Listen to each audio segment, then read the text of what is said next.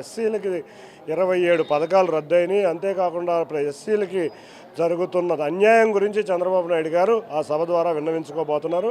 అంతేకాకుండా ప్రజలకి పవన్ కళ్యాణ్ గారు కోరుకున్నట్టు జగన్ విముక్తి ఆంధ్రప్రదేశ్ గురించి మా నాయకులందరూ వివరించబోతున్నారు.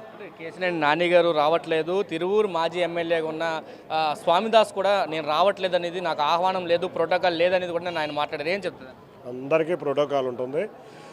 నిన్న అందరూ ఏర్పాట్లో ఉండుంటారు.